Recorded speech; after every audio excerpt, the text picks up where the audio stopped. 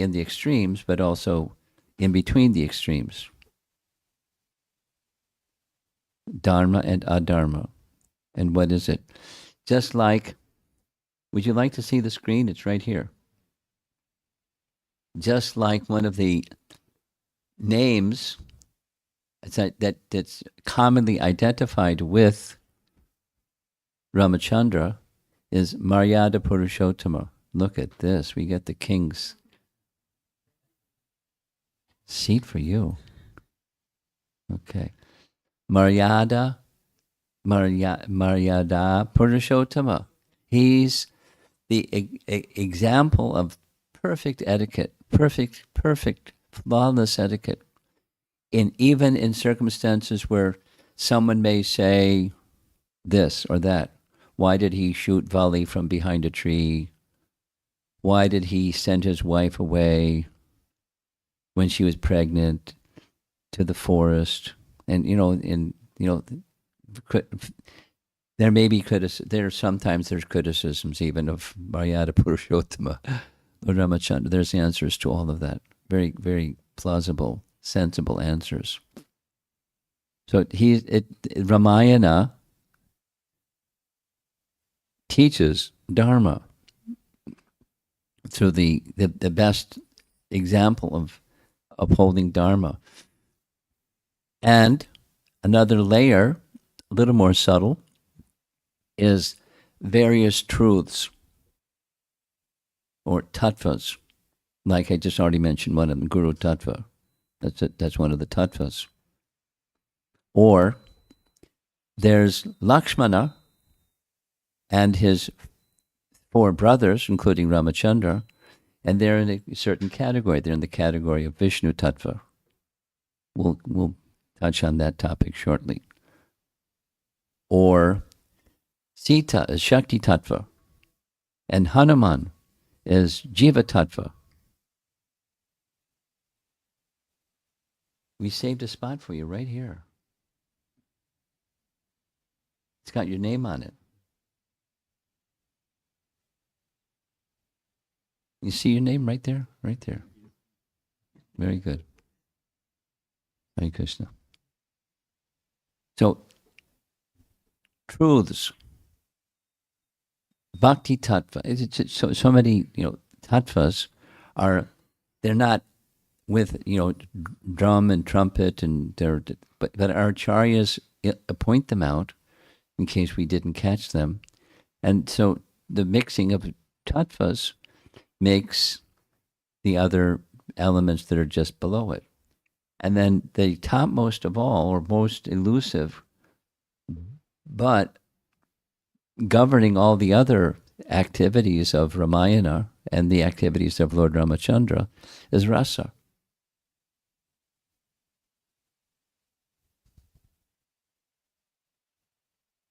Would you like to see the screen?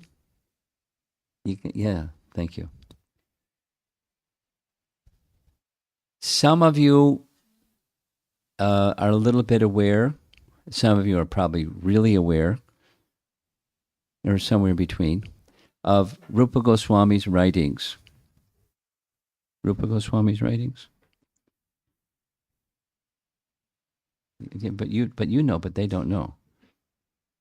So, Rupa, who is Rupa Goswami? Yes. So, amongst the followers of Chaitanya Mahaprabhu instructed Rupa Goswami elaborately on devotional service. So it was through the plan Mahaprabhu's plan was, he wouldn't write books, but he would give elaborate teachings on bhakti to Rupa Goswami, and he empowered him to write the books. He empowered him to understand everything and to write everything.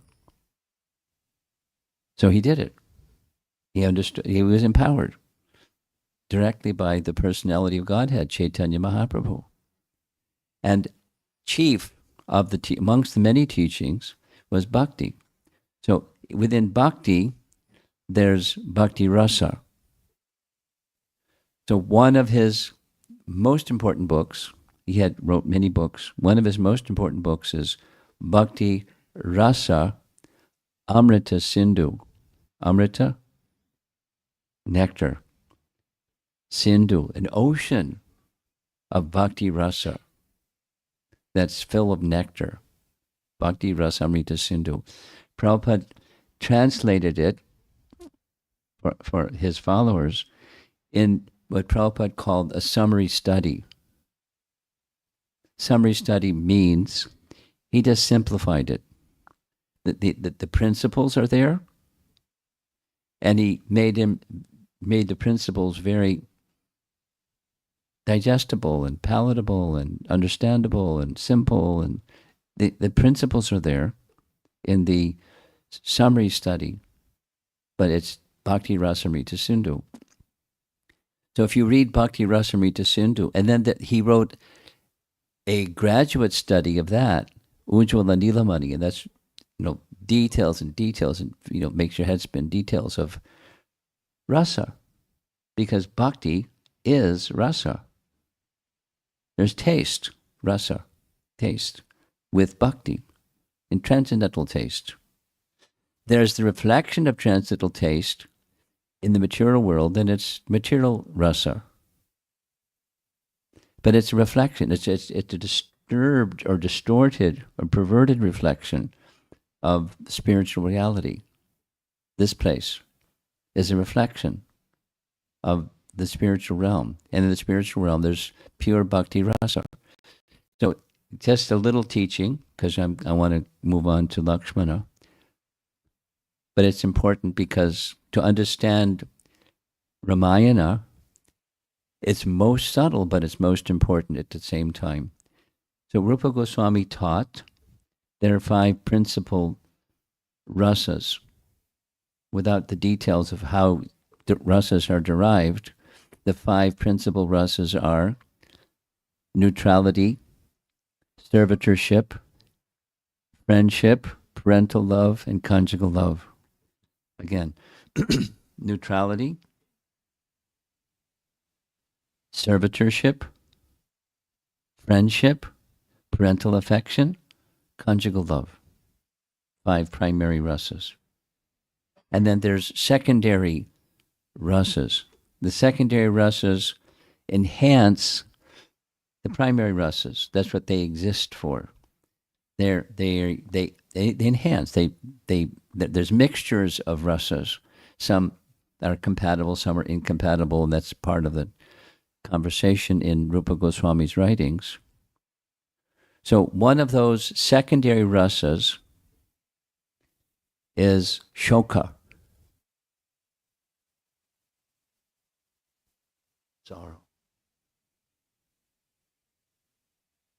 Sorrow.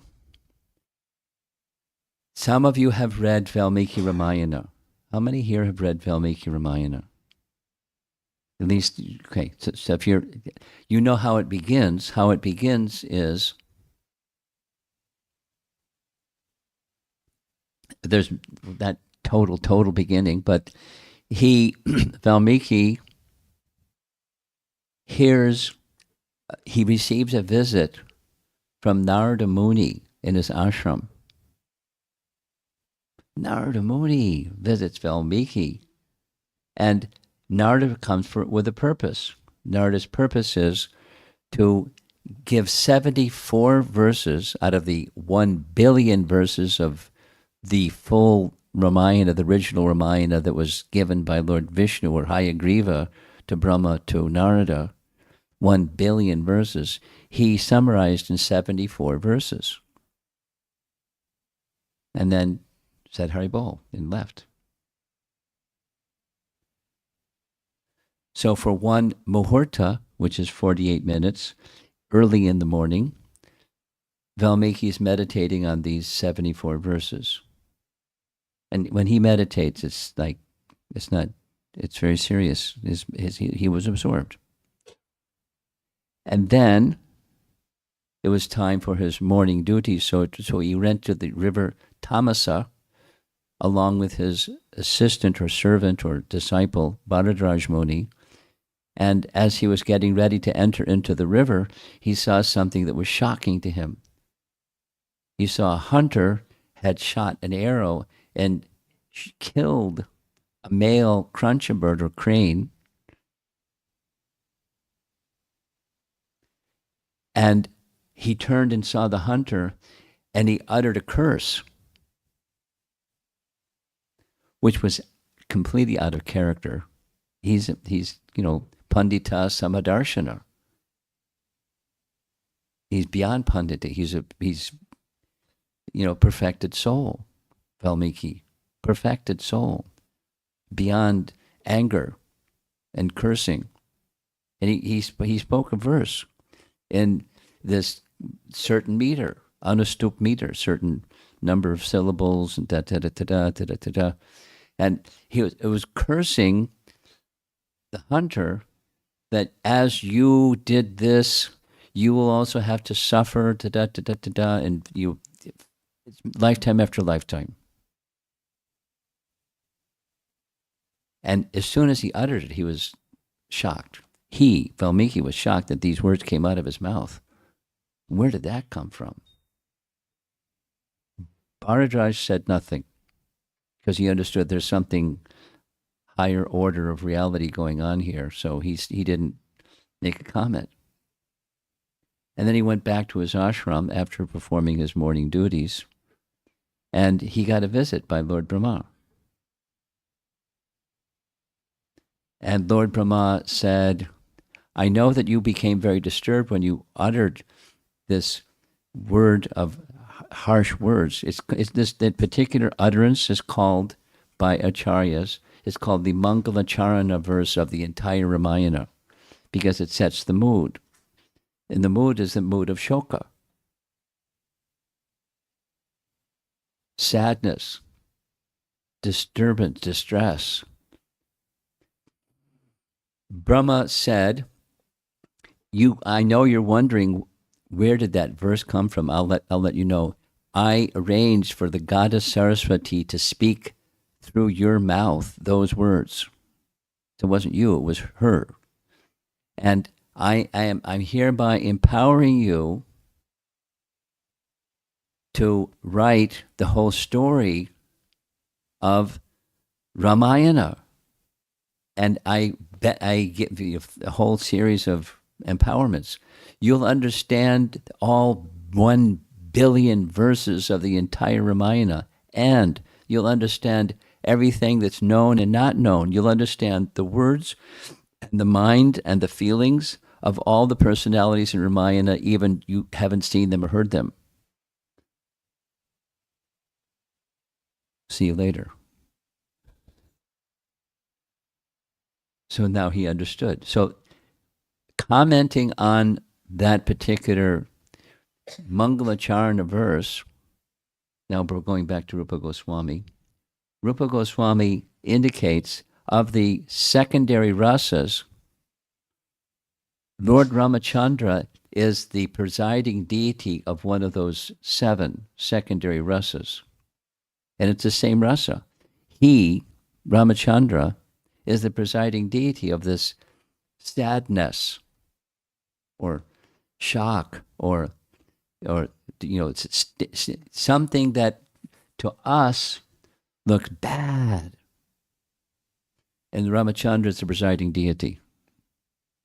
Because the secondary rasas are meant to nourish and enhance the primary rasa. So like his father, Dasarath, when Ramchandra was, the shock, because it's part of the Leela. Kaikeyi said what Kaikeyi said. And when Dasarath, and he died. When Bharata came back and he heard what, and all the citizens of Ayodhya, and off he goes. 14 years banished to the forest.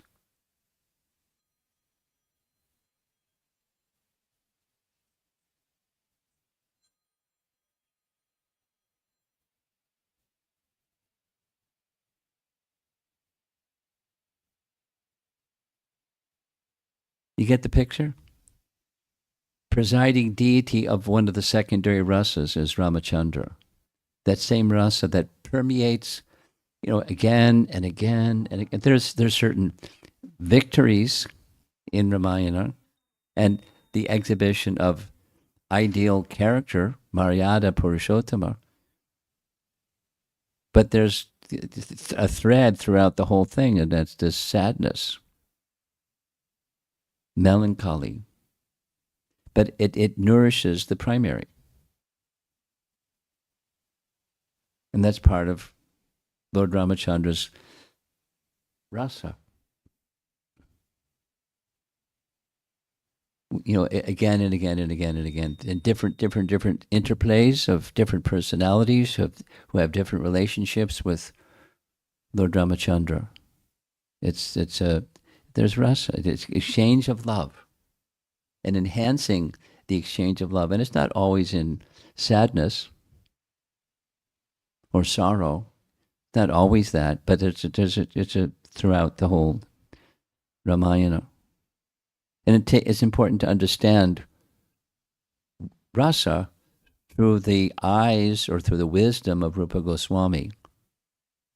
Say it negatively. Supposing you don't have the teachings of Rupa Goswami, you're trying to scratch your head and figure out what's going on here. I know somebody that when he came to the Potomac temple and he said, I can't visit the temple because when I see the Sitaram, Lakshman, Hanuman deities, I feel so sad. I can't come to the temple anymore. Because when I was young and I read Ramayana and it was too sad, and I can't bear it. So that we had this nice discussion about it's not like that. It's an enhancement of a primary rasa. That's what's going on. And Ramachandra is the Lord of it. So don't see material, see spiritual. And you just see material, it's sad or sorrow. There are many translations of Ramayana, and one of them that I've read, the word sorrow is there like 50 times. Sorrow, sorrow, sorrow, sorrow, more than 50 times. Because it's a theme. So rasa. Now, the rasa of Sita and Ram, and then there's separation of Sita and Ram, and there's Ram redeeming Sita, and then Ram sending Sita away, and Sita entering into the earth, and the whole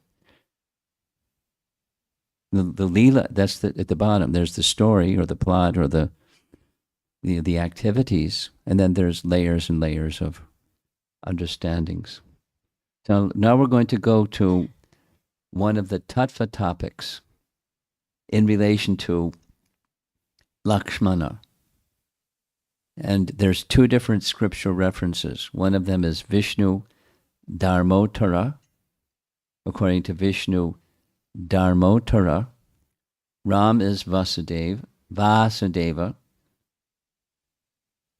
Sankarsha, and Pradyumna, Aniruddha. You've heard those names before? Yes. Have you heard those names before? Vasudeva, Sankarsha, and Pradyumna, Aniruddha. It's called that they're called the Chatur Vyuha, four forms of Vishnu, who are situated in the spiritual world, in Vaikuntha realm, and also in Goloka. Each one of those names, Vasudeva, Sankarshan is Balaram, Pradyumna, and Aniruddha. The four are there in Dwarka, in the spiritual world, in Krishna's Leela, and in Vaikuntha in the spiritual world, and they're in Ram's Leela. And by name, Ram is Vasudeva, Lakshmana is Sankarshan, Bharata is Pradyumna, Shatrughna is Aniruddha. Now, each of those four have a function, and that the function within Ramayana is what it is. However, Padma Purana has a slightly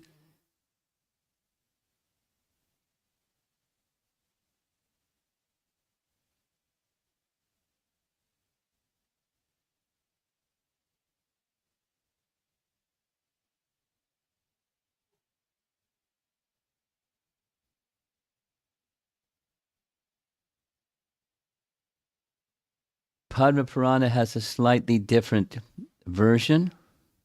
If you want to see the screen, you have to come sit on this side. Padma Purana writes, or it's written, Ramachandra, Narayana. Lakshmana, Shesha. Bharata, Chakra. Shatrughna, Shanka. So Chakra, Shanka, some of the four ornaments in the hands of Lord Vishnu, Shanka and Chakra, and then Narayana himself, and Lakshmana is Shesha. We're going to hear more about Shesha as Lakshmana. Hang on. So, is it this or is it that? And if it's this, how can it be that? If it's that, how can it be this? Baladev Vidyabhusan has a very plausible answer. There's different days of Brahma, Kalpabheda, and during different days of Brahma, sometimes it's this. And other days of Brahma, sometimes it's that. So it's just a description of different days of Brahma. One dilemma solved. But there's other ones. Now this reference that you see on the screen here, it's Prabhupada's Bhaktivedanta Purports, 5th Canto, Chapter 19. 5th Canto, Chapter 19 is the section of Vedic cosmology.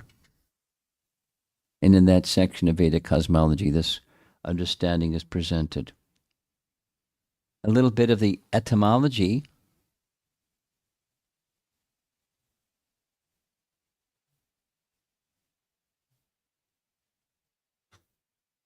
Are you good at seeing the screen over here from where you're sitting, or you want to come sit over here? There's a screen here. Can you see it from where you're sitting? Can we move the chair for her? We may have to move you from your height cushion. King position. Mataji, we're giving you a special seat over here.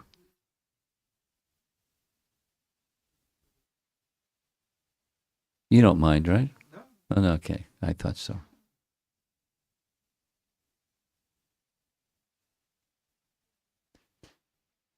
Special honor. But you have a guest right next to you that she lives here, so she gets a special seat too. So, etymology, the root meaning of Lakshmana is derived from the word Lakshmi, which means wealth. Lakshmi, the goddess of fortune, wealth. So the wealth of Lakshmana, one who is rich with the wealth of service to Ram. Lakshmana. Yes? Lakshmana. And some of you may know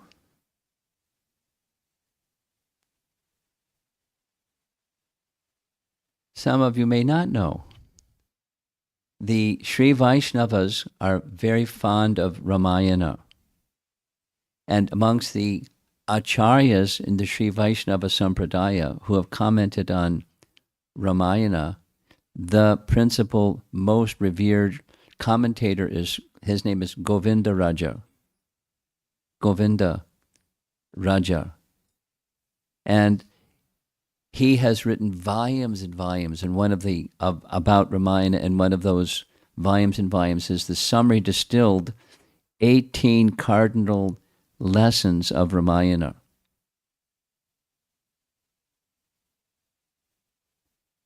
A little advertisement.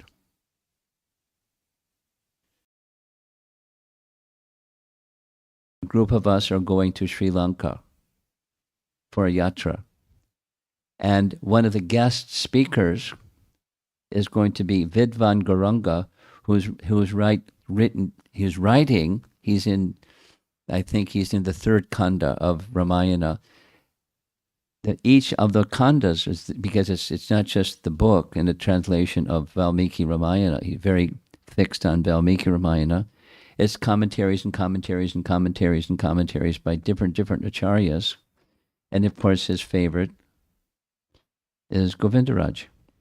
So he's going to be a guest speaker in October in Sri Lanka, and he's going to speak on the 18 cardinal teachings of Ramayana. That's his topic. And he's going to bring some of his books, and I'm sure he'll be happy to sell people his copies of his books when he's there. When I invited him, he wrote back.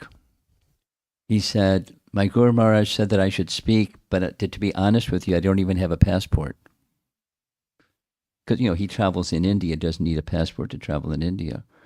But he hasn't been out of India because he's just fixed on Ramayana. Very scholarly, very Brahminical, very pleasant personality. And that's what so number one of the 18 cardinal teachings, according to Govindaraja, is Sheshatvam, yearning for liberation through the medium of service, rendering a personal service to the Supreme Lord in pure devotion. So we're going to drill on this a little bit, expand on it a little bit. Tvam means something-ness, having the characteristic of ness. Tvam. So Shesha Tvam, the characteristic or the quality of Shesha, of rendering service. Lakshmana implored, here's examples of Lakshmana's Shesha Tvam.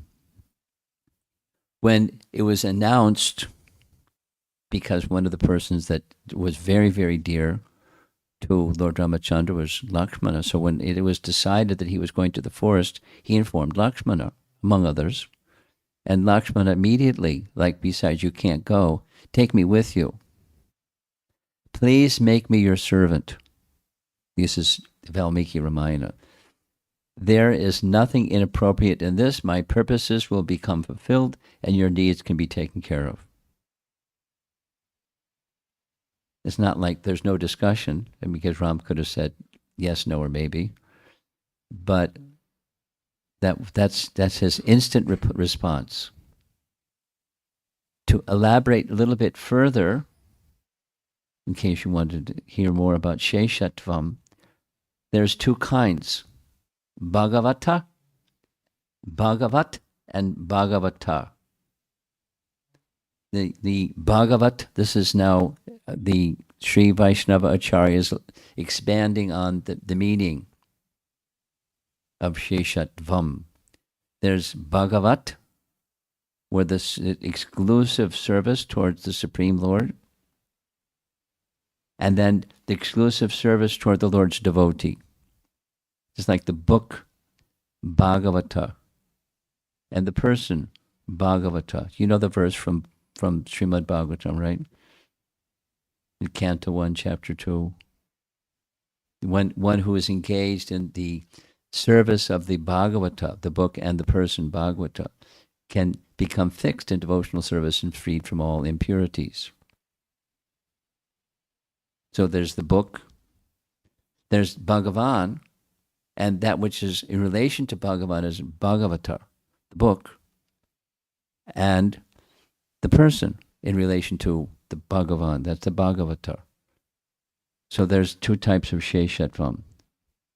One is in relation to the Supreme Person, the devotee of the Supreme Person. Two categories of Sheshatvam. Lakshmana is in the first category, completely fixed on serving Ramachandra. And Shatrughna is completely fixed on the service of Bharata. Shatrughna completely fixed on the service of Bharata. So when Bharata had to stay back, Shatrughna was his support, serving Bharata. And that was it. I mean, he wasn't interested in something else. That was it. It was him. Genuinely. Now, there's Paratatvam. This is, I'm sorry if it's like too much terminology, but this is a tattva topic that's within Ramayana. So that's what we're doing, besides the storyline.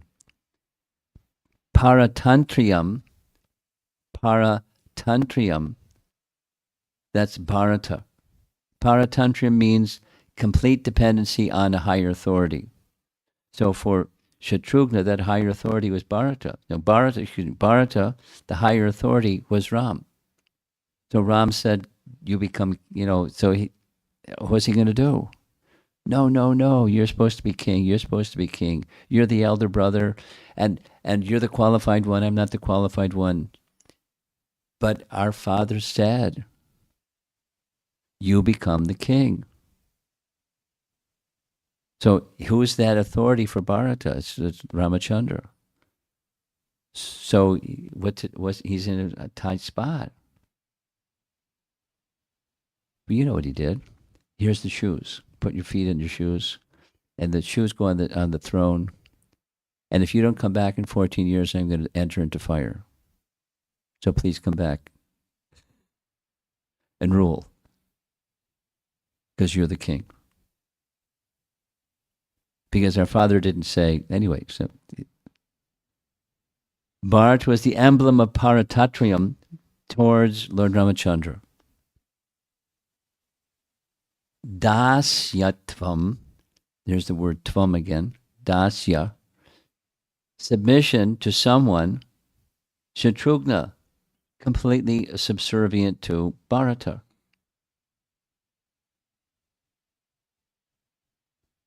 Now, what did I just do? Just stepping back. Those 4 layers, there's the storyline, there's Dharma, there's Tattva, and there's Rasa. I'm just quickly, one could go on and on and on, and there's a taste because it's all embedded within Ramayana. But it really helps to have acharyas to point these things out, because otherwise we catch the story, and that's about it. But there's a lot more than the story. Lakshmana as Sheshatvam means having no interest separate from Lord Ramchandra's interest. That's it. No separate interest. The absolute order carrier of Sri Ram without questioning. So in addition to that, Sheshatvam, he's his brother. So it's not incompatible, it's compatible. It's a mixing of rasas. The brother rasa and the Sheshatvam, regard, the absolute authority. So he's the superior brother, I'm the younger brother. We're brothers, okay. But he's it. And that's the most prominent feature of Lakshmana, mixed with or intertwined with Sakyarasa. Here's some other examples. I gave one already. Here's a very nice one. This is when Hanuman first meets Ramachandra and Lakshmana. So you know the whole story. I won't go through the whole story. Sugriva is living on top of Rishamukh mountain because that's one place where Vali can't go, because otherwise he's dead. So he's hiding in seclusion on top of Rishamukh mountain. Kabanda recommended to Ramachandra, make friendship with Sugriva, and together you can help one another regain your wife, because his wife was taken, your wife was taken. Make friendship and you'll help one another get your wives back. Kabanda. So Ram is now searching for Sugriva. And as he's approaching Rishamukh mountain, Sugriva sees him from on top of the mountain and sees, what's down there? Look at that. 2 mendicants, at least dressed as mendicants, but they got bows and arrows and weapons. What mendicant has bows and arrows and weapons? Maybe this is a trick. Maybe this is one of Vali's tricks. Who knows? Hanuman, you're a minister. You're a good spy. You can do espionage. Go down the mountain and check him out. Friend or foe? Hanuman to the rescue. So Hanuman had powers. One of those powers that he hadn't forgotten was he had shape changing power. So he changed himself into a Brahmana looking personality instead of a monkey looking personality. And he came before Ram and Lakshman. As soon as he was before Ram and Lakshman, immediately understood, friend. As soon as he saw them, he introduced himself. Haribol. I am Hanuman, the servant of Sugriva, because he's looking for Sugriva. I'm the servant of Sugriva. And he wants to know who you are, and can I be of some service? And he spoke in Sanskrit. A monkey or a young Brahmana looking person speaking in perfect Sanskrit without even looking. I like this. Without even looking at Hanuman, he looks at Lakshman and says, "This person has learned it in the 4 Vedas, because they can't speak this way with perfect erudition and perfect pronunciation. This is a unique person." Immediately Hanuman understood friend. Immediately Ramchandra understood very elevated person. That's like the first exchange between the two of them. So then Hanuman wants to know who they are. So here's Lakshman. I am the younger brother, the famous by the name Lakshmana. Captivated by his qualities, I become his servant, for he is grateful and considers little acts of service to be great. That's who I am. I'm the servant of Ram. I'm the servant of Ram. And I have a reason why. These are some of the reasons. There's multiple examples, but these are directly examples from Ramayana showing his Sheshatvam spirit. When this is meant to show Sumantra, on the way from Ayodhya, they reach the edge of the forest, and Sumantra is now going back in the royal chariot back to the city of Ayodhya, and Lakshmana wants him, Sumantra, to carry a message to Dasarath, his father. And the message is, I do not consider the emperor as my father. For me, Rama is the brother, lord, relative, and my father. He's everything for me. Please tell my father. It's not insulting, it's just, that's him. Not like Dasarath doesn't know him, but he's being very explicit. Or here's another nice example. When they reached Panchavati, now he built cottages twice, one in Chitrakoot and one in Panchavati. But when they reached Panchavati, after 13 years of traveling in the forest, Panchavati is a nice place to end. The 14th year, this was advised. And so they went to Panchavati and found it to be very, very nice. And Ram turned to Lakshmana and asked Lakshmana to build a cottage, very reasonable, and considering the liking of all 3 of us. Because there are 3 persons in the forest together for 13 years now. So here's Lakshmana's response.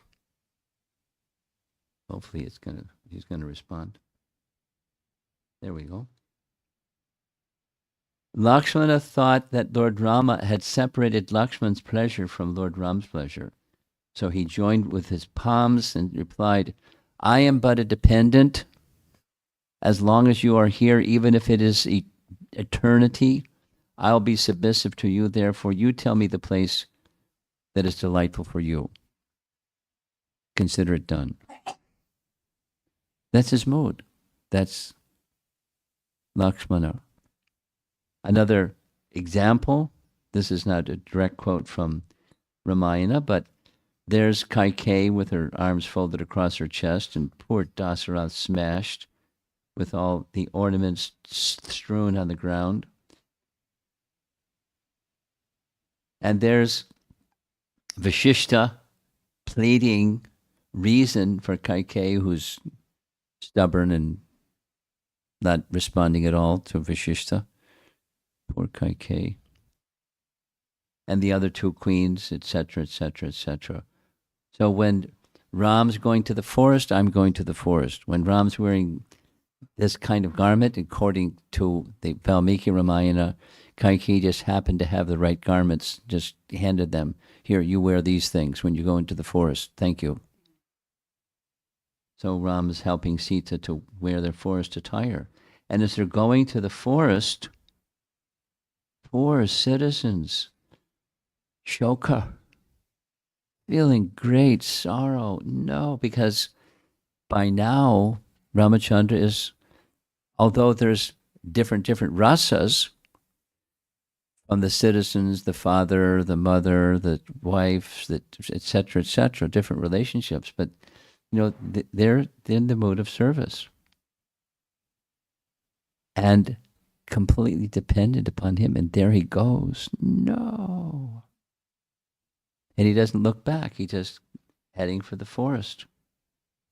And there's Lakshmana taking care of Ram's every need. And the very first night, after they reach the edge of the forest, they meet up with Guha. It is a really nice section. Those of you that like reading Ramayana, really nice section where Guha receives them. He's a tribal chieftain, forest dwelling, that's his thing. But he's a chieftain amongst the the forest dwellers. And he makes the best arrangements he can make in the forest for the comfort of Sita and Ram. And they're lying down, and there's this conversation where Guha says to Lakshmana, you are also very accustomed to palatial life, and you must be very tired. You've been traveling the whole day, and why don't you take rest? Because I can stay up and have the Sita and Ram guarded, and you two also. And then there's verse after verse after verse after verse. Guha pressed the Ram Bhakti button in Lakshmana. And he just goes about what a great misfortune has just happened. And, describes this and describes that and describes the other thing. And his heart is very heavy. But he's the servant. And he gestures to Sita and Ram and says, how can I sleep with Sita and Ram lying in the middle of a forest like this? I can't fall. I can't go. I couldn't possibly go to sleep. And he speaks with such feeling that Guha cries.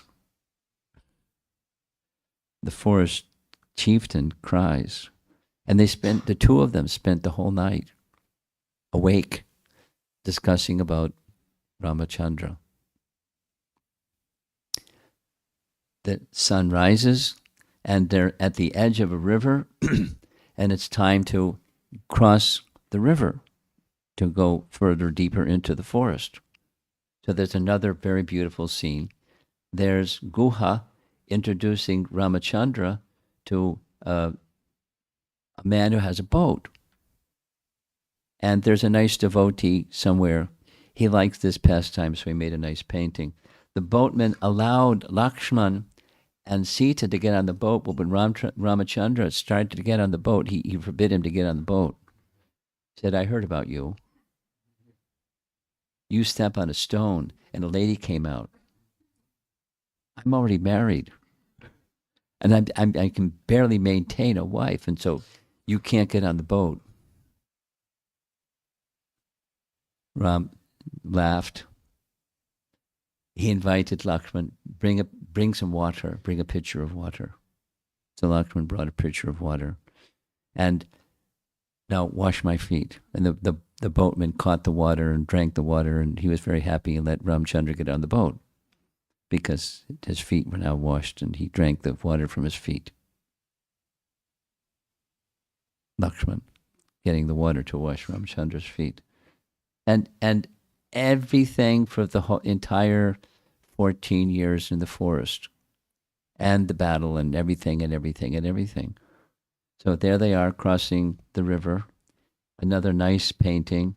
Lakshmana exemplified body, mind, and words and actions completely dedicated to Ramchandra's service. Nothing but, at least in one place, it says he didn't sleep for 14 years. Who doesn't sleep for 14 years? That's not possible. Not possible. I mean, if you have a material body, but doesn't have a material body because he's on another platform. Nice B.G. Sharma painting. There he is, accompanying Sita and Ram. And when accompanying Sita and Ram, notice the same picture that you saw in the very first slide. This is the color version. He stayed awake all night long, guarding Ram and Sita in the forest. There's Sita, of course, like the goddess of fortune, massaging Lakshmi, massaging the feet of Narayana.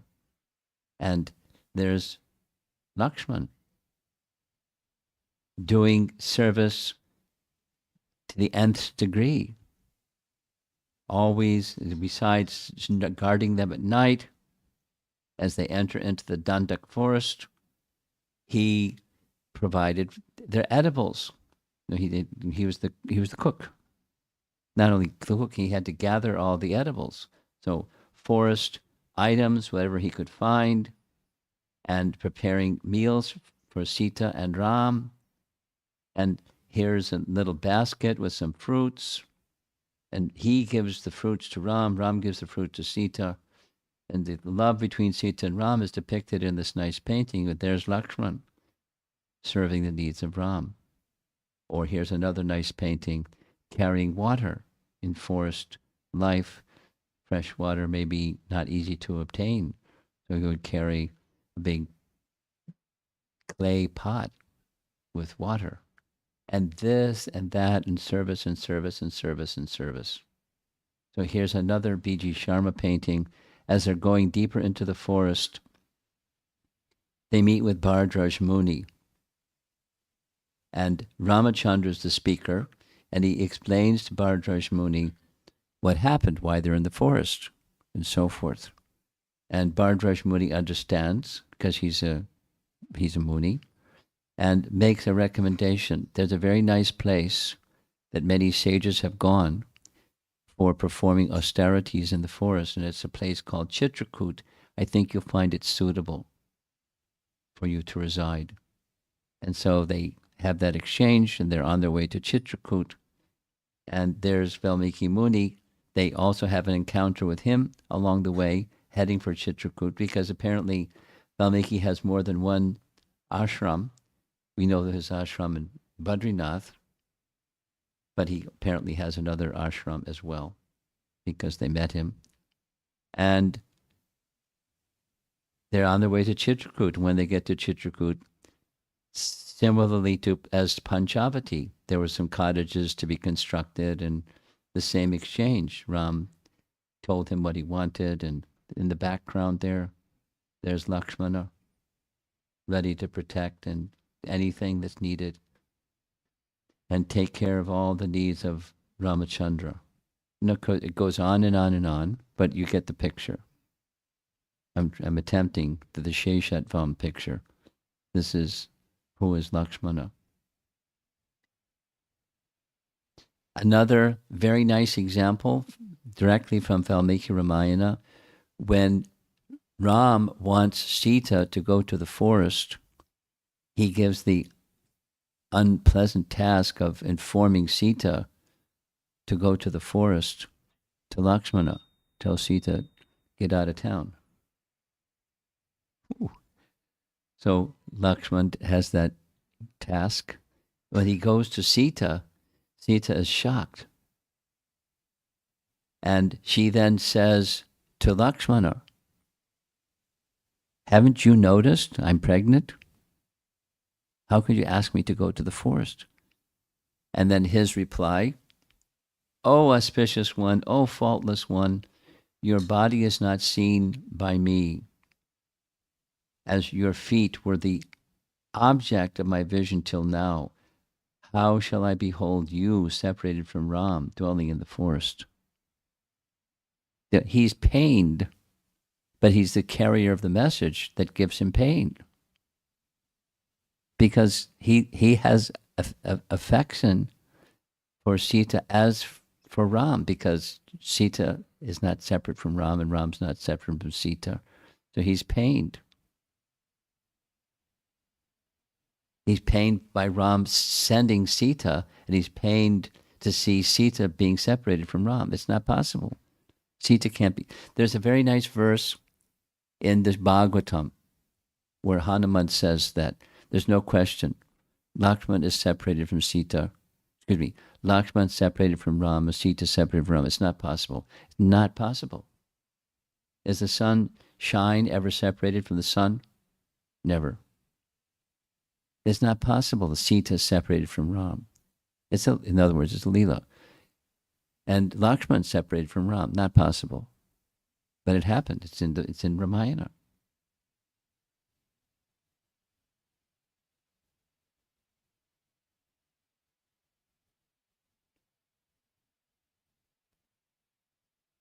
Now, here's an additional little message at the very end.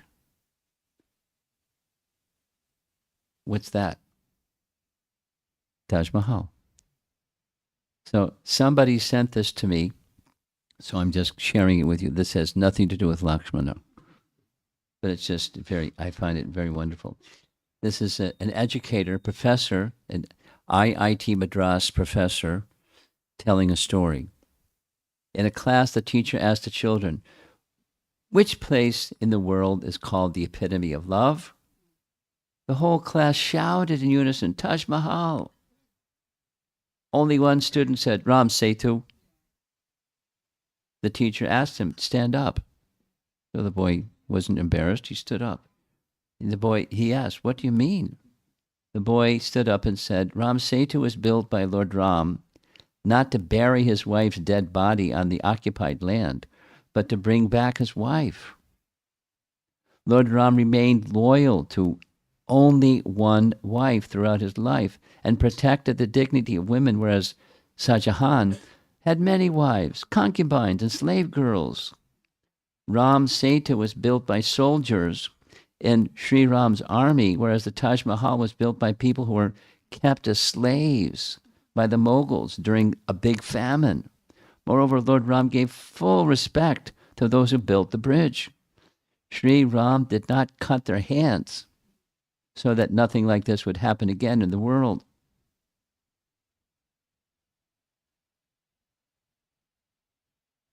The teacher and the students were silent.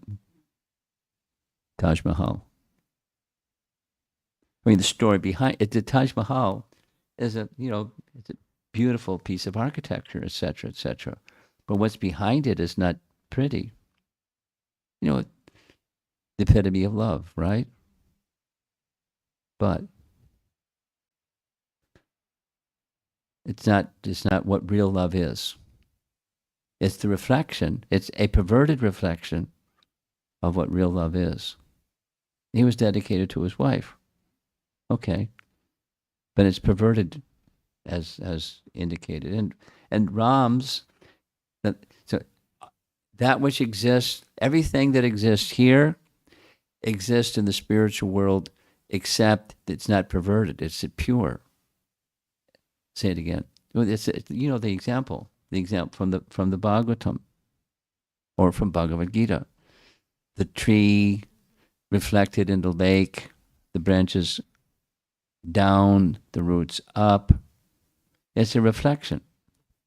This world is a reflection of the spiritual world. So what exists here exists in the spiritual world, but what exists in the spiritual world is pure.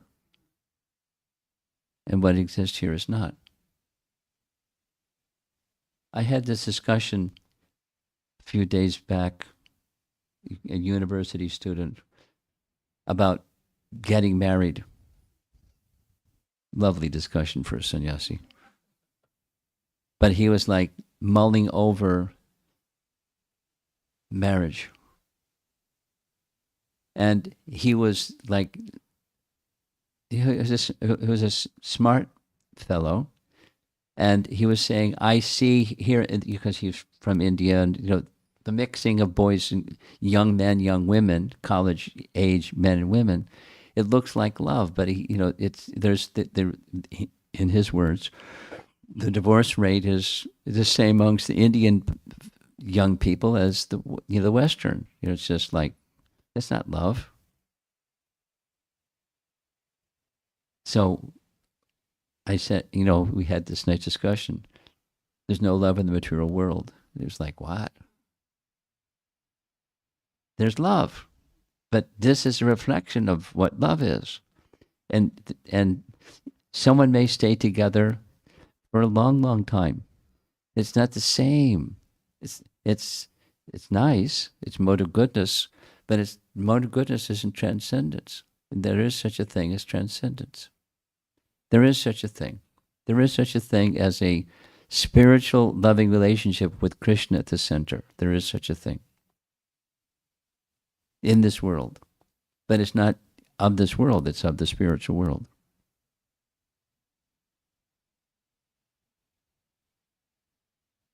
Okay.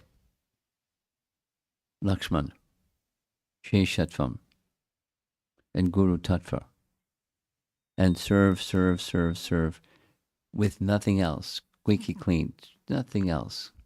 Ramachandra, whatever he wants. That's it. Even it's uncomfortable. Even go tell Sita, get out of town. How can he do that? How could he do that? But he delivered the message because he's completely attached to Ramachandra, puzzled as he was by the message. Not easy to be an unalloyed servant, especially when the going gets tough. Especially. So that's our topic this evening from Ramayana about Lakshmana. Let's see if there's some discussion. Mataji, can you see the screen okay? Yeah? We could hold up a mirror and then you could maybe see it better. But you can see. Okay. Okay. Yeah. Do we have a portable microphone or no? Yes or no? No. So speak up.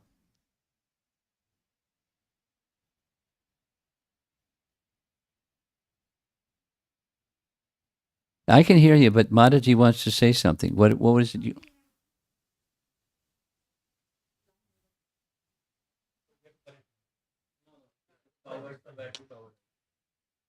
Nice try. You're not a technology expert, I can tell. Just like when your phone rang. Okay. Go ahead.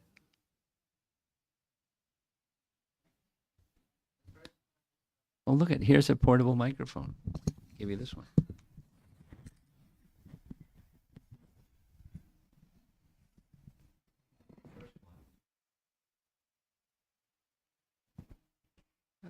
Hare Krishna, Guru Maharaj.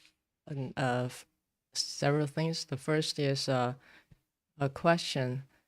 In the beginning, we talk about the 4 levels to look at Ramayana, this Lila, Dharma, Tattva, Rasa. So who originally provided this perspective?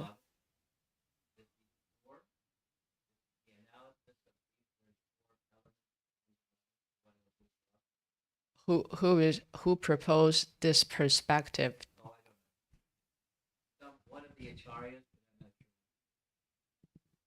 Okay. Uh, It's true. Go ahead. and it's the rasa that you talk about that permeate Ramayana, the Shoka, and I think I want to like share how I feel about Ramayana. in the beginning because I didn't hear about Ramayana until 2017, 2018, 2018. And that was the time when um, some of the devotees in DC area, they are organizing the Dussehra festival, and they are inviting people to play a drama, and I was invited to play Lakshmana. And that's why when I start to read Ramayana and I try to understand how the character is like. And the book I read is by Krishna Dharma Prabhu. And I was like, my impression is I in the beginning I think it's going to take me a long time to read, but then it just captivated my mind so much that I spent nights after nights and read it very fast, and then I finished the book. Uh, my impression after reading the book is I want to I want to read it again, but at the same time I don't want to read it again because there are many, like you said, it's shoka coming through, and I feel like it's like I'm putting the same personality, I'm putting them going through the same shoka experience again and again, and I feel like that shoka comes not just an emotional perspective, but it's more like they are sacrificing so much themselves in the pursuit of a higher dharma, and that is what really triggers that shoka. It's kind of having that kind of, I don't know how to describe it, the feeling inside. This is the second thing, and the third thing, I think you talk about Lakshmana as the representative of Sheshatvam, and and in the beginning, just maybe one or two slides prior to that, it's also said that Lakshmana, from a tattva perspective, according to Padma Purana, he represents Shesha. So I think that's an interesting Shesha and Sheshatvam.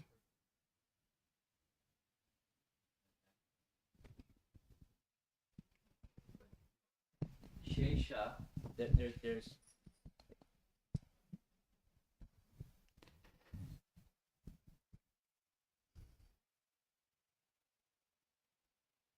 it's easy to spin out on the function of Ananta Shesha in relation to creation and relation to the service of Narayana. Ananta Shesha is the resting place of Narayana. Ananta Shesha with his hoods and so forth and so forth. That he's serving. That's the same tattva, Shesha, Ananta Shesha, or Lakshmana in the mode of service to the Supreme, Narayana.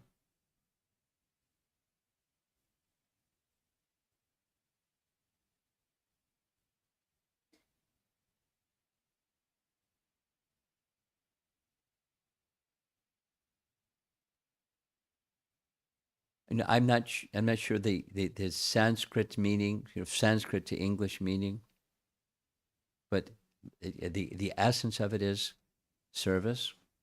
But here's what I'll do. I'll ask Shesha Prabhu to give me the etymological meaning of his name. I won't say who's asking, but I'm asking on behalf of others. And once I give that information to you, then who's going to give it to the others in the room? Who's the communicator? Huh? Okay. Okay. My understanding very simply is it's an essence of the mood of service unto. Same as the Shesha and the Sheshi. According to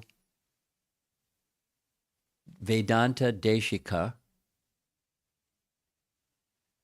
you heard his name before? Vedanta Deshika is one of the followers of Ramanujacharya, in the line of Ramanujacharya, Vedanta Deshika. So Vedanta Deshika writes, according to Ramanuja, and gives the text that where he writes, Shesha means one whose very existence is for the expanding of the glories of the Sheshi. Sheshi, they're like Deha and Dehi, Shesha and Sheshi.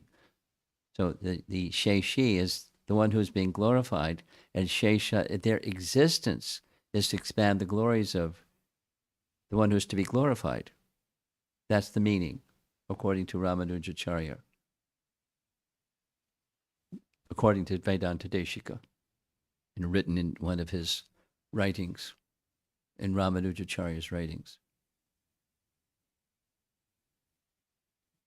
But I'll add whatever Shesha has to say, because I'm sure it'll be nice. I'm sure he's meditated on the meaning of his name. You have something further? You had several points, okay.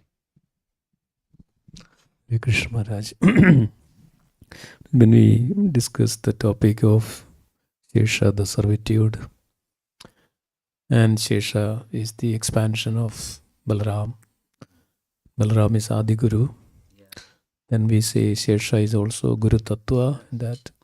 So how do we understand that the Dasya, the Sheshatvam, as well as the Guru, Guru Tattva, Shesha Tattva, and the rest Guru Tattva. So You're asking how do the two mix? how do we see that in one person, in these two?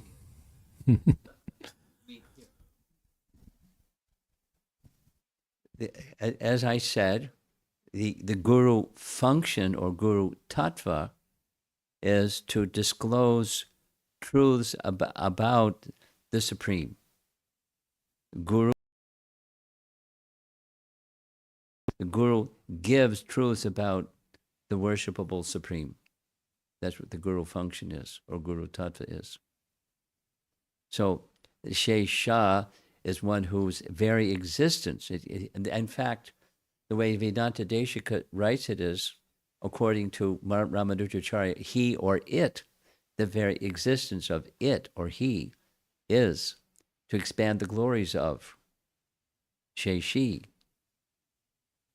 So that's Guru Tattva. The language is different, but the principle is the same. So that's how they relate. It's just the same principle, different language. Different language means there's the perspective or the point of emphasis is slightly variant, but the principle is the same. Expanding the glories of and revealing the truths about. That's what guru function is. That's what the scripture does. Guru, sadhu, and shastra. So the shastra reveals, it's the revealed truth. It's revealing what? The truth, tattva, paratattva, the supreme truth. And guru does the same thing. It's the guru function.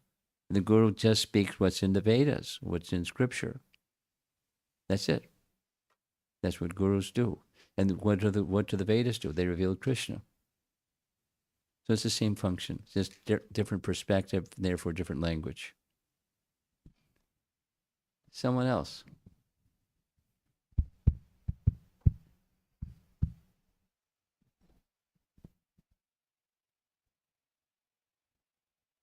Online question.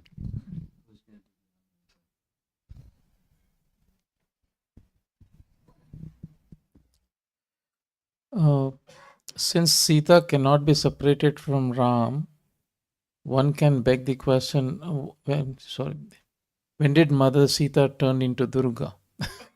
From Leela Karap Das.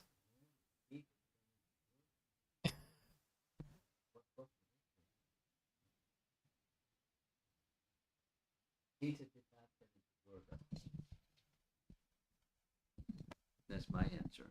I mean, the person, whoever's asking this question, communicate with me directly and let me know, where have you read that Sita transforms herself into Durga? Because I've never heard such a thing. Yogamaya in Krishna Lila, Yogamaya transforms herself into Durga, yes, under Krishna's direction to do so. But that's not Sita. Okay. Well, that's it. One more online. Okay, here we go. So, Mother Sita was accusing Lakshmana for having hidden motives. Why was Mother Sita making accusations? That was not technically true. Why was Mother Sita making accusations? That technically weren't true. Okay. Well, there's multiple ways to answer this, and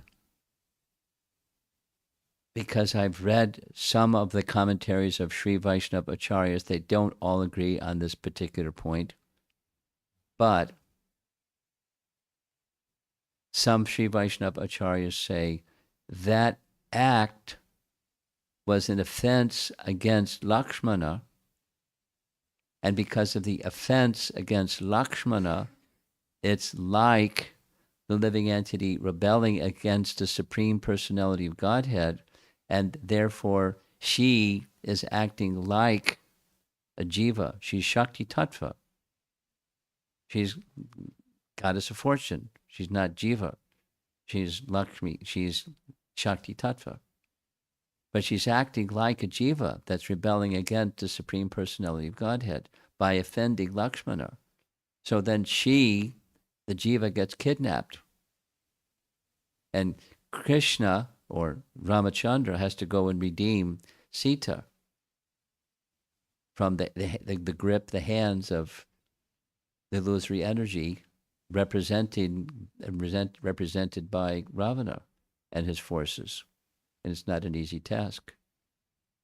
So that's one perspective.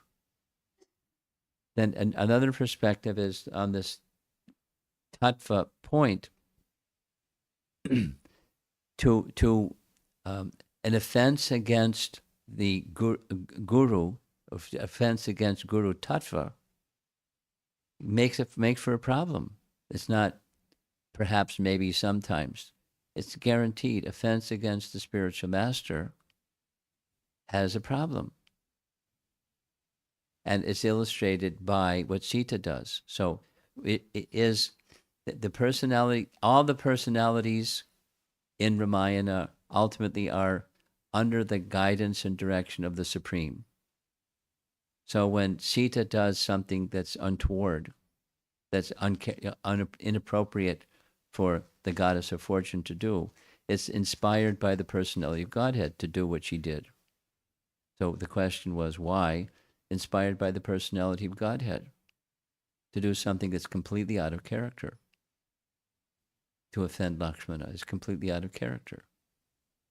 And then the consequences for offending Lakshmanas or persons in the Guru Tattva position, or for that matter, any Vaishnava, there's consequences, and grievous consequences for Guru Aparad.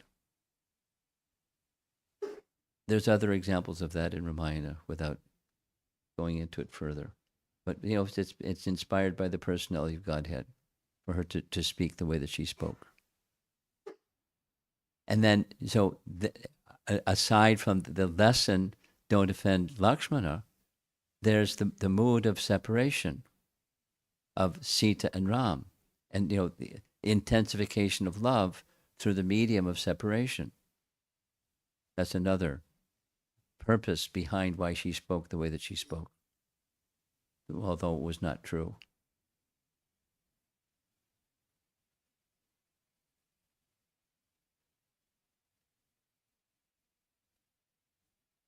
And then other downstream things, the nature of a Ravana-like person, one who is blinded by lust. Ravana couldn't hear anything. This one, that one, the other one, the other one, the other one. Everyone told him the same thing, and he couldn't hear it because lust completely covered his intelligence up to the point of, got killed.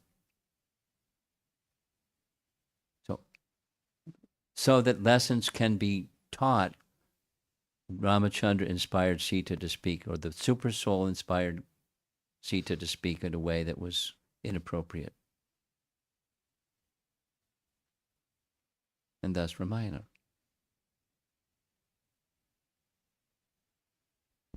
Okay. So I think it's time for Prashadam. You have something. Okay, give him the microphone. Hare Krishna, Dandavata Maharaj. Maharaj, my question is before Ramayana start, that before Valmiki became sage, he was a dacoit, and he chanted the wrongly the not a Ram name, that's Mara Mara, and we generally says that our Acharya says that we have to chant properly, proper pronunciation, and hear it. So how it works, Maharaj, in our chanting and that Ratnakar's Valmiki is chanting? He become the sage, and we are still struggling in that.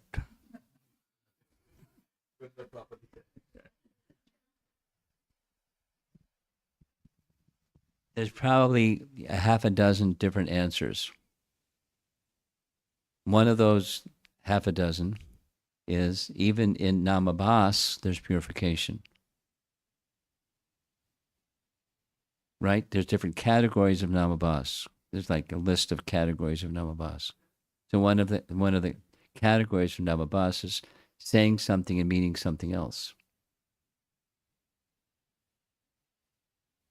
So even Namabhas, one can become purified.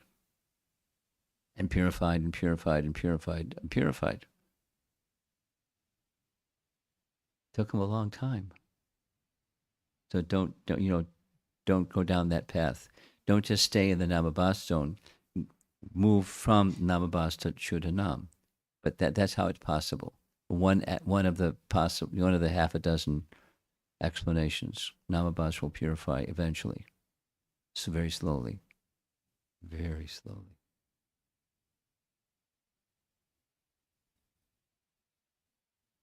Yeah.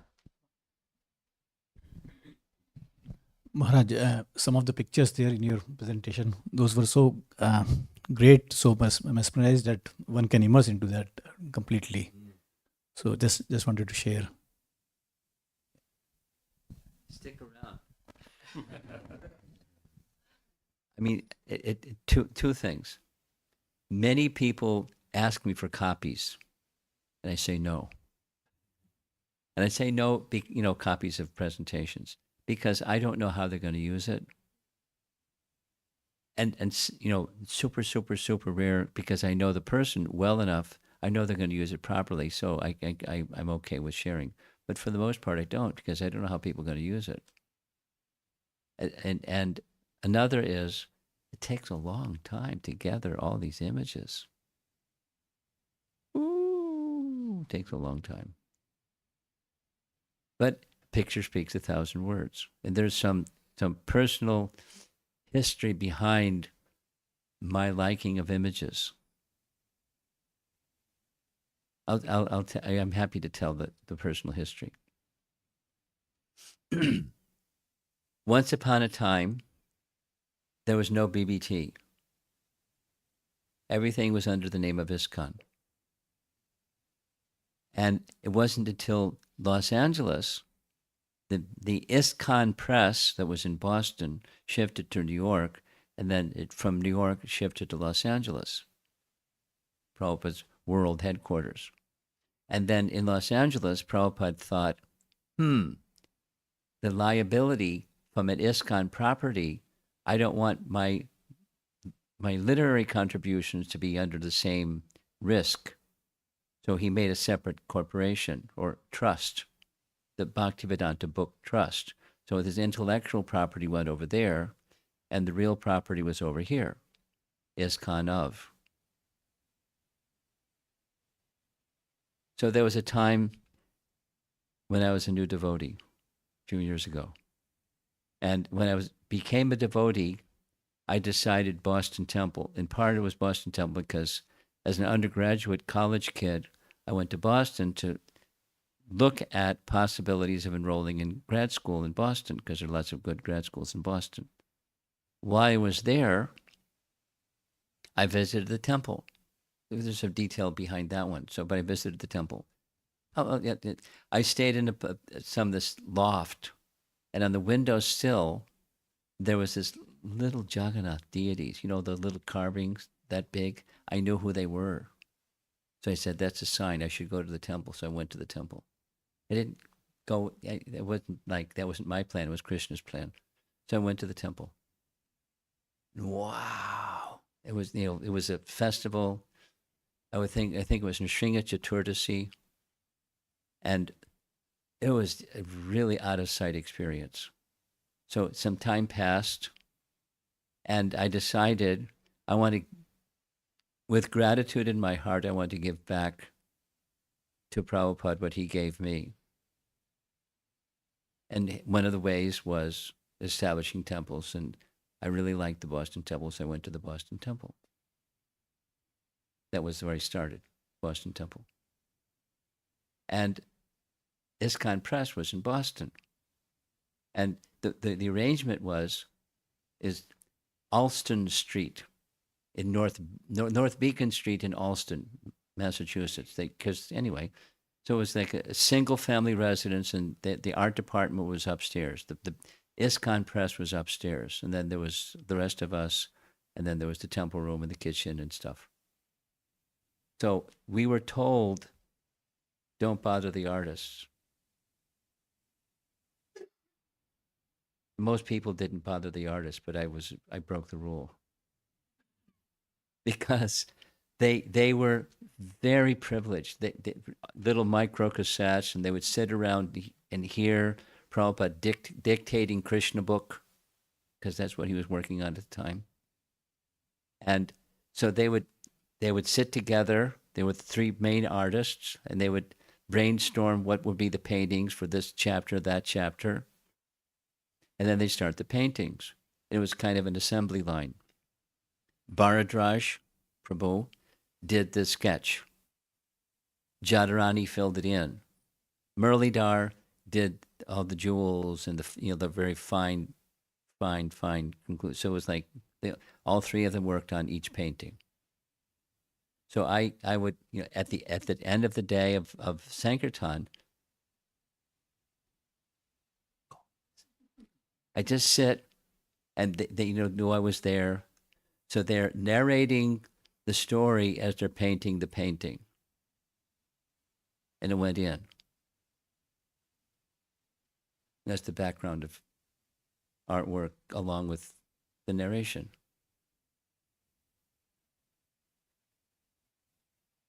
On the flight from Chicago to here, to Newark Airport, the whole time I was working on Kaliya Damana Leela. Man, there's so many nice paintings. Ooh. It's during this coming Memorial Day weekend, many people like going to Sadhu Sangha retreat, but long before the Sadhu Sangha retreat was happening, for 38 years now, during that same weekend, we were in Gita Nagari. This year is Krishna's Vraja Leela, and that's going to be one of them. And another guest speaker is Garuda Prabhu. Garuda Prabhu is a PhD graduate from Harvard Sanskrit School, Divinity School, from Harvard. He's brilliant, and he's really funny, and he's very personable. And anybody that gets, better than watching a movie. It's like the Garuda show. He's very entertaining. very charming. And he's going to speak very high, but he's going to make it very accessible because he's written 2 books on Krishna's Rasa Leela. And I said, can you make it so it's not like going to blow people's mind? You know, I know how to speak to a new and mixed audience. So he's the other speaker. It's Krishna's Braja Leela. And I've got lots of pictures. The other is Govardhan Puja. 2 parts. Haridas Varya. With lots of pictures.